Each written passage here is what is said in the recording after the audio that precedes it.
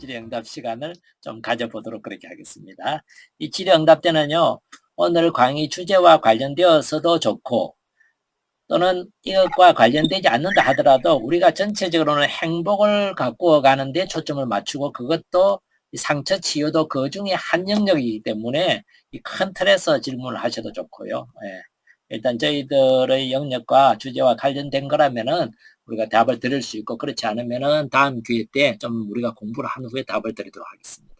그리고 이 질의응답 때는 여러분들과 이렇게 얼굴을 마주하는 분이 계시죠? 초대하겠습니다. 너무 가지 마세요. 안녕하세요. 예, 웃는 얼굴들이 예쁘세요.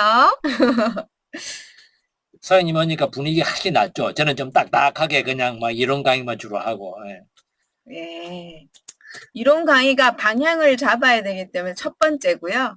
그 다음 방향 잡고 가면 이제 심심하지 않게 같이 갈 사람 필요한 거고, 그 동반자가 필요한 거고, 동반자는 이제 마음을 이렇게 만져주면서 서로 같이 가는 거고요.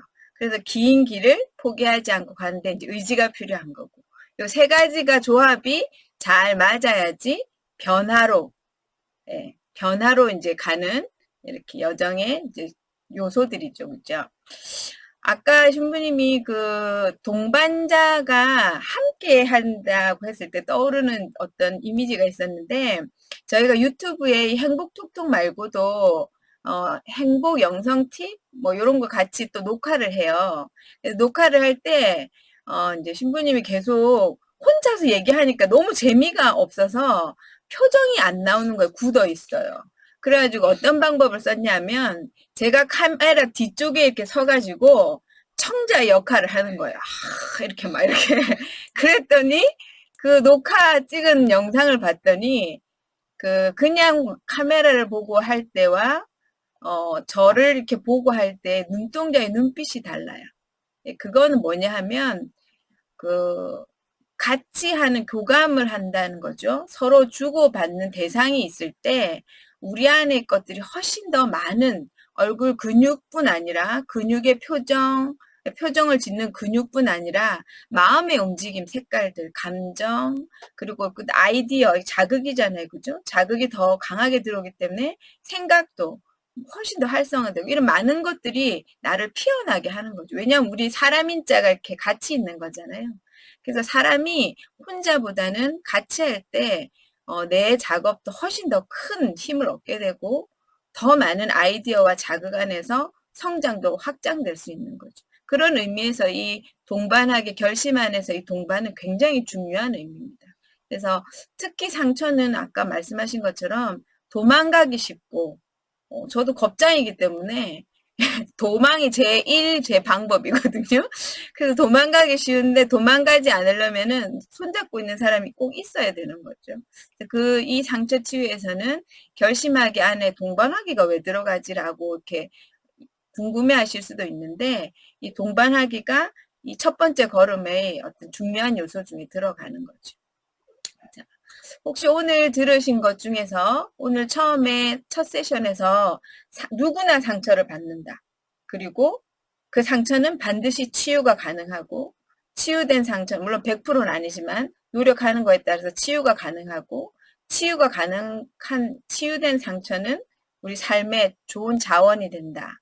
이거 하셨고 그 다음에 이제 치유의 과정, 상처를 치유하는 과정을 하셨고 그 과정의 첫 번째 중에서가 결심하기의 하부 내용을 이렇게 하나, 둘, 셋, 첫 번째, 두 번째, 세 번째로 해가지고 이제 오늘 정리를 하셨어요.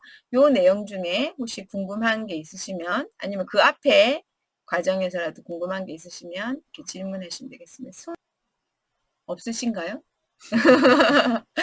그냥 네. 제가 얘기를 한번 해볼게요. 어떤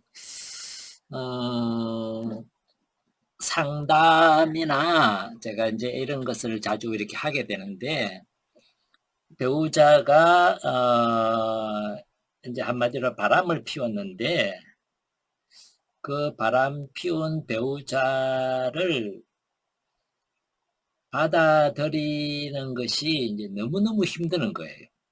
그래서 어떤 방법으로 이제 그 상처를 회복하려고 하시느냐 하면은 배우자를 꽁꽁 자기 주변에 묶어 놓고 싶은 거예요.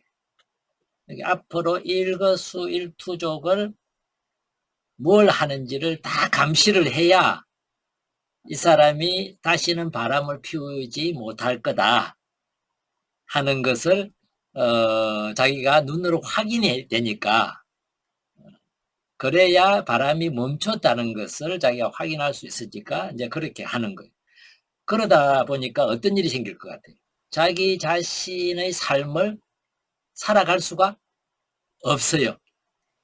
어디 그 외출을 하려 그러면은, 배우자가 외출을 하려 그러면은 따라가는 거예요. 그리고 어디 누구를 만나러 간다 그러면은 가가지고 만나고 있는 동안에 차 안에서 기다리고. 제가 그래서 한번 질문을 해봤어요.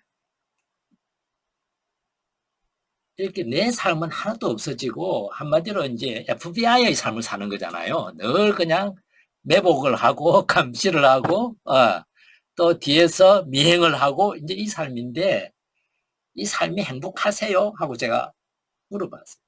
이게 너무 힘들대요. 근데 그 힘든 거를 왜 이렇게 자꾸 하게 되죠? 이렇게 물었을 때 이분의 대답이 뭐냐면은, 그렇지 않으면은, 자기가 이렇게 눈앞에서 확인을 하지 않으면은 이 양반이 다른 데에서 또 바로 다른 어떤 사람, 그 사람과 바람을 피우고 있을 거라는 생각이 자기 안에 떠나지 않으니까 이게 너무 고통스러운 거예요. 이게 너무 고통스러우니까 자기가 힘들지만 이걸 하게 되고, 자기도 이걸 그만두려고 몇 번을 이렇게 시도를 해봤는데 그것보다 이게 더 쉽다는 거예요. 상처가 얼마나 뭐라 그럴까요? 고통스러운지를 잘 말해주는 거죠. 그죠?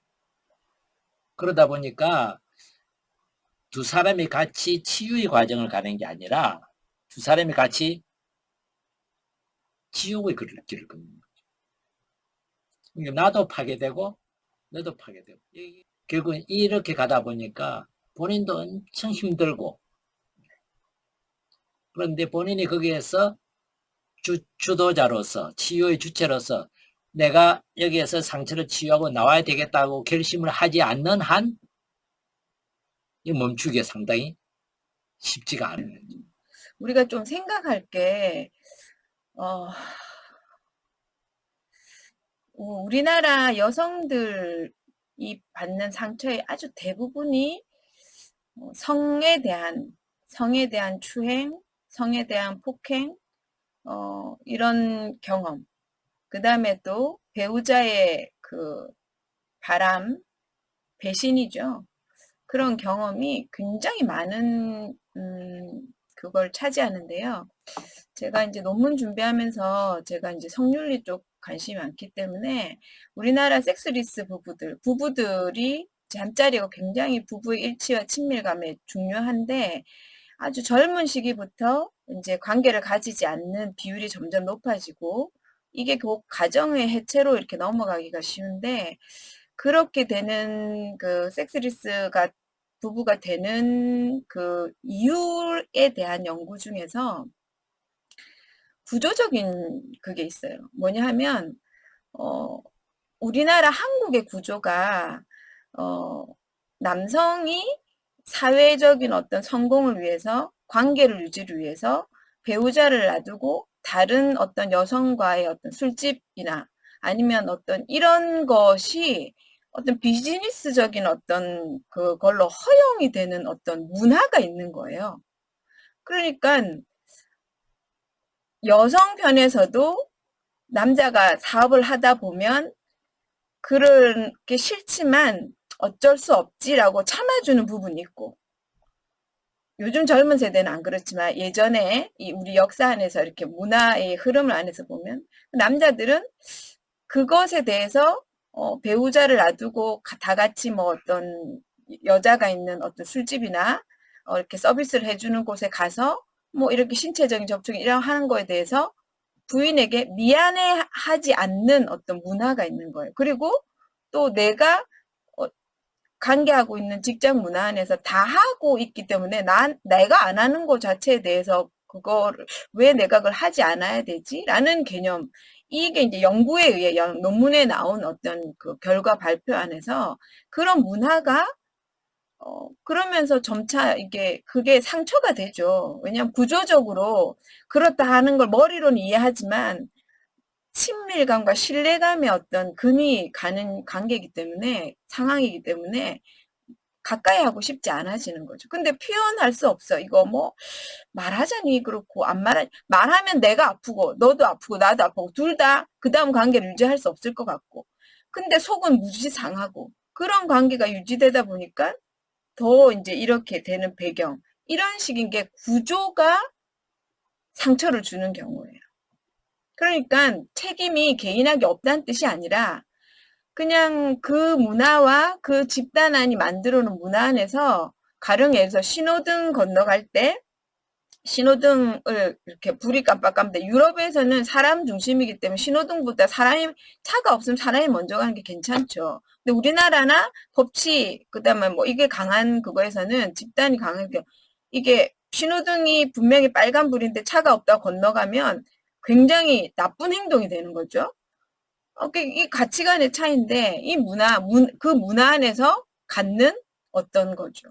그러니까 저쪽 문화 안에 가서는 괜찮은데 이쪽 문화에 오면 그게 안 되는 문화가 되는 거죠. 근데 이쪽 문화에 계속 살았던 사람은 신호등을 빨간불인데 건너는 사람을 보면 어머 어떻게 저래? 저희 애가 그런 사람을 보고 학교에서 배운 대로 안 하는 그런 사람들을 보고 어떻게 저 사람 저렇게 비양심적일 수가 있지라고 얘기를 하는 거죠. 그런데 그렇지 않은 문화에서 산 사람들은 그거 자체는 그냥 지나쳐도 되는 어떤 건인 거예요. 다만 또 다른 부분에서는 굉장히 예민하게 받아들인 부분이 있죠. 이런 것처럼 그 구조가 어떤 부분에서 상처를 계속 양성하는 구조인 것이 있어요. 근데 우리나라 여성들이 받는 상처 중에 많은 부분이 이 구조와 연결돼 있는 상처가 참 많이 있어요.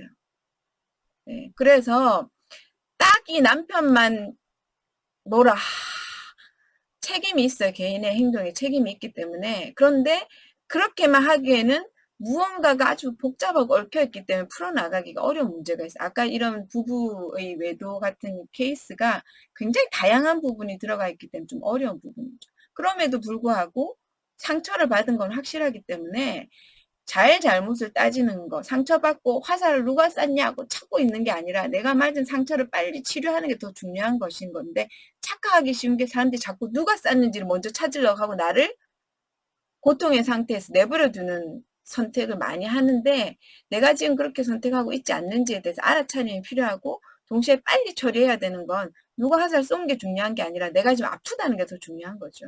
그래서 남편과 이 가정을 깨고 싶진 않지만 그 행동이 남편과의 어떤 잠자리를 같이 하는데 뭐 심한 말로 그렇게 이렇게 더럽다라는 단어를 쓰기도 하죠. 왜냐하면 불결하다는 느낌이 드니까. 그런 상황에서 이걸 계속 유지하면 내어 두는 만큼 나는 계속 상처를 받게 되는 거예요. 근데 아픈 데를 계속 또 누르고 또 누르고 또 누르고 하면서 나중에는 피멍이 아니라 괴혈 썩어 들어가게 되는 거죠. 그런 상태에 내둘 게 아니지만 관계는 이 상태를 내가 개방하기엔 어려움이 있다면 다른 동반자를 통해서 치유 작업이 필요한 거예요.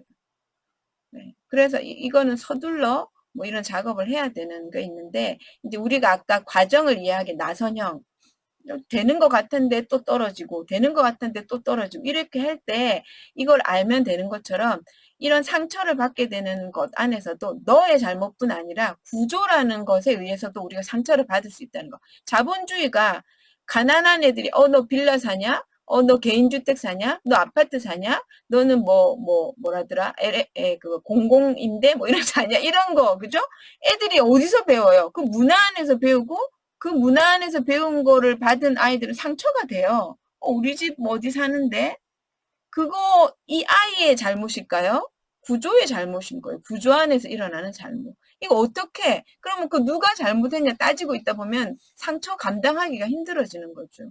그래서 우리가 행복에는 너하고 나의 관계도 있지만 이 텃밭, 우리가 살고 있는 환경을 깨끗이 만드는 것도 굉장히 중요하듯이 우리 상처 치유에는 이 상처가 상대의 잘못뿐 아니라 상대도 원하지 않았지만 구조로 인해서 벌어지는 것도 있겠구나라는 것을 이해하는 것. 이것도 내 상처를 치유하는 데 과정을 이해하는 거에 포함될 수 있는 거죠. 저 같은 경우에 지난번 끝나고 나서 어떤 상처 때문에 5년 동안 이렇게 하다가 그 신부님께서 영적 지도 신부님께서 막 그만해라 안 됐다 이렇게 해가지고 제가 이제 그만하자 뭐 이렇게 했던 그 경험이 제가 가까운 사람들로부터 제 몸에 대한 어떤 추행을 경험한 거였어요. 근데 그런 것이 쉽게 정리가 안 된다고요. 5년 동안 보고 처음에 보기 전에 그런 것들이 좀 되는 것 같았는데 어떤 순간 또 아프고 근데 그것만으로 그 경험만으로 치유되는 게 아니라 그 경험을 숨겨놨어. 아무한테도 말하지 않고 수년 들어가가지고 작업하기 시작했으니까 10몇 년을 넘게를 꽁꽁 마음 안에 숨겨놨기 때문에 숨겨놓은 만큼 꾹꾹 눌러놨기 때문에 무언가 알 수는 없지만 힘들어요. 그거를 보는 데만 해도 2, 3년이 걸렸어요. 주님 제발 이게 뭔지 좀 알게 해주세요. 그리고 보고 난 다음엔 보고 나서 직면하고 나서 그 상처를 만지고 하는데 만졌다가 괜찮아진 것 같은 또 떨어지고 만졌다가 괜찮아진 것 같은 또 떨어지고 만졌다가 괜찮아졌는데 또 떨어지고 그렇게 하는데도 5, 6년이 걸린다고요. 하나의 사건에 대해서. 그래 이제 좀 자유로워지면 이제 되는 거죠. 근데 그런 이 여성 제가 집단의 어떤 집단에 들어갔는데 그 집단에서 이때 성에 대한 어떤 아픈 경험이 있는 이야기를 했는데 12명 중에 9명이 이 경험이 있었어요. 한국 여성들이 말을 안 해서 그렇지 상당히 많은 여성들이 그냥 어렸을 때 자신의 몸을 도구적으로 사용당했던 경험으로 인한 상처들이 많이 있어요. 가볍게는 뭐 만지는 거, 심하게는 아주 더 깊은 상처. 그런데 그것을 하는 그 대상들이 그냥 단순하게 사춘기의 호기심?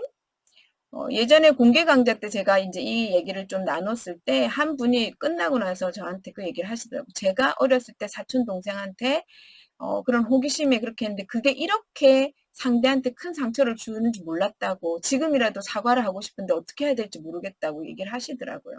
근데 그거는 상대가 그걸 들을 준비가 안 되면 가가지고 내가 그게 미안해 하고면 상처에다 소금 뿌리는 거랑 같아요. 네. 왜죠? 상처를 치유하는 주인공은 그 사람 자신이기 때문에요. 딴 사람이 와가지고 치유해준다고 벌려놓으면 안 돼요. 어느 정도 수준인지 모르잖아요. 그래서 상대가 그걸 알고 그런 가해를 못 하지 않은 경우도 참 많기 때문에 전혀 내가 이게 이 사람한테 피해를 주는 건지 안 주는 건지 모르고 하는 것도 굉장히 많거든요. 그래서 일단은 초점을 가지는 건 이 과정을 이해하고 자기 자신의 상처를 치유하기 위해 결심하는 거에 이 세 가지, 그거를 조금 잘 기억을 하시면 좋을 것 같습니다. 그래서 숨겨놓으실 필요 없어요. 내가 아픈데 아픈 거 숨겨놓으면 나만 안 좋지 뭐, 그죠? 근데 용기가 필요하긴 하죠. 그래서 안심할 곳, 내가 드러내도 다시 아프지 않을 곳에 드러내시는 것은 지혜로운 거죠. 아무 데서나 드러냈다가 다시 크게 상처를 받으실 수 있어요. 그거는 자기를 사랑하는 방법도 자기를 소중하게 대하는 방법도 아니고 안심하고 동반할 수 있는 분과 함께 이 작업을 하시는 게 좋겠죠. 맞아요. 말씀 아까 드린 것처럼 우리 삶 자체가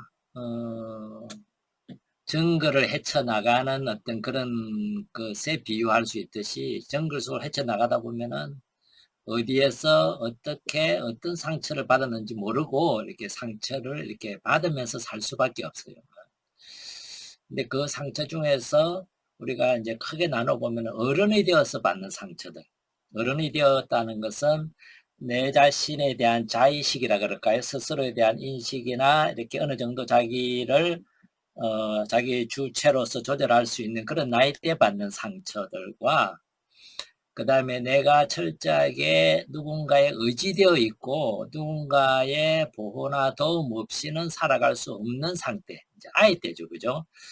아이 때 받는 상처가 이제 이렇게 있을 수 있는데, 사실 우리가 상처로서 더 깊이 들어가고 우리의 성격 형성이나 내 삶의 어떤 관계를 맺는 방식이나 이런 데 영향을 더 많이 주는 거는 결국은 어린 아이 때 받는 상처들이에요. 어린 아이들은 누구한테 상처를 주로 받을까요? 주로 부모들이에요. 가정에서 받는다.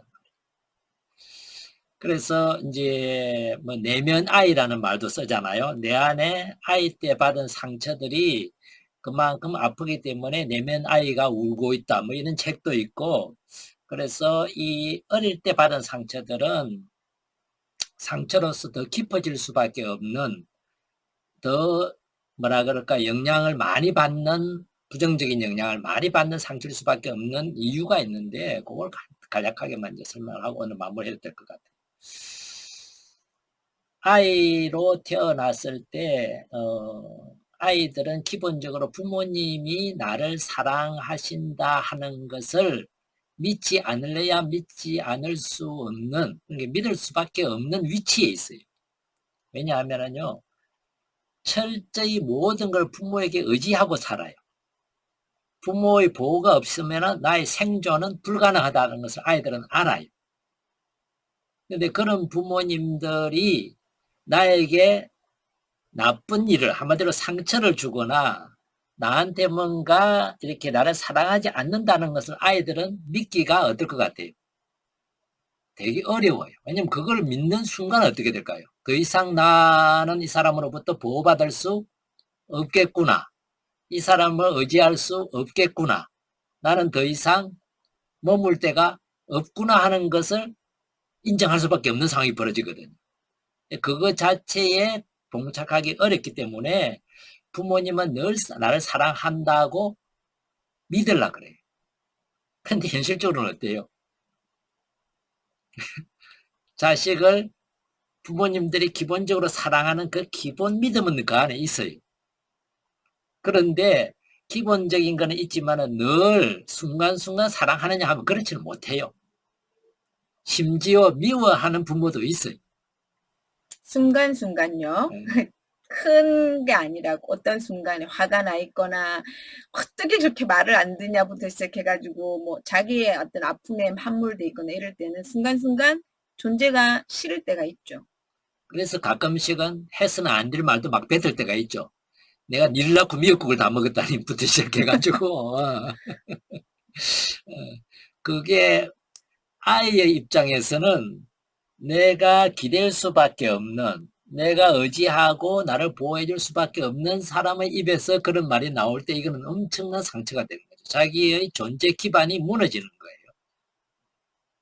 그냥 부모 입장에서는 화가 나서 또는 자기 감정을 조절 못해서 그냥 순간적으로 내뱉은 스트레스가, 다른 어떤 스트레스가 많아가지고 애한테 그냥 내뱉은 것이라 하더라도 아이가 이해해 줄 거라고 부모는 믿으면서, 그런데 사실 아이들은 이것이 상처로 자리 잡아요. 근데 상처로 자리 잡으면서 이 상처가 더 깊어지는 이유가 뭐냐면 부모가 나쁘다고 인정을 차라리 해버리면 돼요. 그러면 탓을 누구한테 돌릴 수 있죠? 부모한테 돌릴 수 있는데 그렇게 탓을 돌릴 수가 아이들은 없단 말이에요. 왜냐하면 그렇게 돌리고 나면은 이제 나는 엄마와 아빠와 갈라져야 돼. 이런 나쁜 부모를 부모로서는 인정할 수 없으니까. 그래서 어떻게 하냐면 탓을 자기한테 돌려요, 아이들. 내가 뭔가 맞을 짓을 했거나 저런 소리 들을 만한 짓을 했겠다라고 생각을 해요. 그래서 아이들이 상처받을 때는 자존감과 연결이 돼요. 심리적인 안정성이 무너지기 시작해요. 불안감이나 자기에 대한 어떤 그런 뭐라 그럴까요? 만족감이나 존재감이나 이런 것들이 떨어지기 시작합니다. 안정감이 상당히 많이 흔들리게 돼요. 어른 때 받는 상처하고는 또 다른 모습을 띈다는 거죠. 어른이 되고 나면 어때요? 아이들이 또 사춘기를 지나거나 이렇게 하면은 부모와의 거리를 두기 시작하면서 독립을 하잖아요. 독립을 하면은 상처를 받았을 때는 탓을 상대방에게 돌릴 수 있어요. 그런데 아직 아이 때는 상대방에게 돌리지 않고 자기한테 돌리기 때문에 상처가 한마디로 내상을 많이 입게 됩니다. 안갚음을 하기가 어려워져요. 그래서 이런 말이 있죠. 부모는 자식을 사랑하지 않을 수 있어도 자식은, 그러니까 어린 아이 때는 부모를 사랑하지 않을 수가 없다는 거예요. 다 사랑한다는 거죠. 그래서 상처를 받으면서도 어때요? 계속 부모의 벌 따라다니려고 그러고, 인정을 받으려고 그러고, 사랑을 받으려고 그러고, 함께 하려고 그러고, 그렇게 돼요. 그렇게 되다 보니까 아이들이 어떤 경우에는 부모로부터 심리적으로 조종을 받게 돼요. 어떻게 보면 자식을 사랑하지 않는 부모임에도 불구하고 조정을 받을 수가 있고, 한마디로 부모가 정서적인 그런 힘을 가지고 아이가 부모에게 그렇게 의지할 수밖에 없다. 그렇게 부모의 보호하에 놓을 수밖에 없다. 그래서 아이들은 자연스럽게 자기 스스로에게 탓을 돌리고 스스로에게 책임을 지려고 그러고 자기한테 문제가 있다고 인정을 하고 있다 하는 그런 어떤 심리적인 것을 모르면서도 아이의 그런 모습에서 자연스럽게 부모가 아이들을 심리적으로 조작을 할 수가 있게 된다. 그게 아이 입장에서는 알아차리지 못하는, 의식하지 못하는 엄청난 상처로 자리 잡으면서 나중에 세상에서 세상을 헤쳐나갈 때 어떤 방향이, 어떤 성향이, 어떤 태도가, 어떤 관점이 이렇게 형성되는 데에 아주 크게 영향을 미치는 상처들이랍니다. 그런데 여기서 부모들이 일부러 또 그렇게 하지가 않아요. 네. 부모들 또한 자신이 알고 있는 상황에서 자신이 가지고 있는 것 안에서의 최선을 다해서 돌보는 거죠. 내가 아이를 훈육할 때 때려서라도 이거 제대로 해야 된다. 아는 게 그것밖에 안 되면 때리는 게 최선인 거예요. 잘 못했을 때. 그러면 이때의 부모의 마음은 내가 너를 죽여버리겠어. 이런 마음이 아니라 훈육을 하기 위한 마음이지만 자녀 입장에서는 상처를 받게 되는 거죠. 그래서 아까 신부님 말씀하신 그런 어떤 프로세스가 부모가 아이한테 상처를 주려고 아니면 심리적인 조정을 하는 것이 의도적이지 않다 하더라도 자기 부모가 못 알아차리면 사랑이란 이름 안에 저희 이제 공개 강좌 주제 중에 사랑도 있는데 사랑이 개념이 어떻게 정의되냐에 따라서 굉장히 다양한 모양이 나오죠. 그런데 사랑은 존중이 포함되어 있어야 되는데 네가 어리고 엄마가 케어하니까 내 말대로 해라고 했을 때는 상대에 대한 존중이 없는 거죠. 이게 사랑이 아니거든요. 그런데 본인은 그걸 사랑이라고 생각했을 때 그렇게 이제 하게 되고 아이는 그 안에서 이제 또 이렇게 그걸 받아들이면서 상처를 근데 훨씬 더 약하고 아까 말씀하신 것처럼 이 절대적인 부모가 내 옆에 있어야 되기 때문에 온전히 받아들이면서 이걸 감당할 수가 없잖아요. 뭐라고 반항을 하거나 뭐라고 공격을 하면 이 대상이 분리가 돼야 되는데 그렇게 하기엔 난 너무 약한 존재고 그러니까 그게 안으로 다 들어가는 거예요. 내가 잘못했구나. 네. 그러면서 어린 시절의 상처는 아주 60, 70 작업을 하지 않는다면 죽을 때까지 끌고 갈 수 있는 거죠. 그래서 심리학적인 어떤 접근 방법에서 어린 시절의 상처를 많이 건드리는 이유가 많이 보고자 하는 이유가 그리고 뭐 심리학의 아버지이라는 프로이드 같은 경우도 유년 시절의 그 경험을 굉장히 강조한 이유가 그런 맥락이죠. 행복학에서도 그 행복 유전자, 결정적 유전자라고 했을 때 이 유전에 6세까지의 경험이 포함됩니다. 그래서 유전이 형성되는, 이게 형질이 형성되는 것을 6세의 결정적 시기의 경험까지 포함해서 생물학적인 유전이 아니라 행복의 유전자가 결정된다고 얘기를 할 정도거든요. 그래서 유년 시절의 경험은 굉장히 중요하지만 또 이제 부모 또한 일부러 하지 않고 최선을 다하기 때문에 이게 둘 다의 잘못이 아니라 이런 거기 때문에 이게 또 이제 그거를 그냥 그래 어쩔 수 없잖아라고 놔두는 게 아니라 상처 치유해야 된다는 거죠. 예, 저 같은 경우도 마무리해라 그러시네요. 그 말에 대해서.